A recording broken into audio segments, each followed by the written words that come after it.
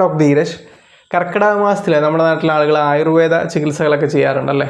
നമ്മുടെ ആരോഗ്യ സംരക്ഷണത്തിനും അല്ലെങ്കിൽ ഒരു വർഷം കൊണ്ട് നമ്മുടെ ശരീരത്തിൽ ഉണ്ടായിട്ടുള്ള ശാരീരിക മാനസിക പ്രശ്നങ്ങൾക്കുമൊക്കെ പഞ്ചകർമ്മ പോലുള്ള ചികിത്സകൾ ചെയ്യാൻ ഏറ്റവും അനുയോജ്യമായ സമയമാണ് ഈ ജൂലൈ, ആഗസ്റ്റ്, സെപ്റ്റംബർ, കർക്കിടക മാസം. മലയാളത്തിൽ വർഷ ഋതുവായിരിക്കും, നല്ല മഴയുള്ള സമയമായിരിക്കും.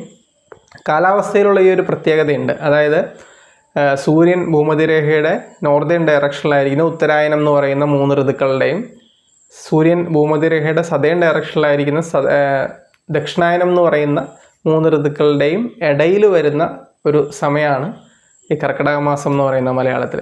പ്രകൃതിയിൽ നല്ല മഴയായിരിക്കും, പല രീതിയിലുള്ള മാറ്റങ്ങളും സംഭവിക്കുന്നൊരു സമയമാണ്. ഇതേ മാറ്റങ്ങൾ നമ്മുടെ ശരീരത്തിലും നടക്കുന്നുണ്ടെന്നുള്ളതാണ് ആയുർവേദത്തിൻ്റെ ഒരു നിരീക്ഷണം. അതുകൊണ്ടാണ് ഈ സമയം പഞ്ചകർമ്മ ചികിത്സകൾ ചെയ്യാൻ ഏറ്റവും അനുയോജ്യമായിട്ട് പ്രത്യേകിച്ച് സദേൺ ഇന്ത്യയിൽ ചെയ്തു വരുന്നത്, പ്രത്യേകിച്ച് കേരളത്തിൽ.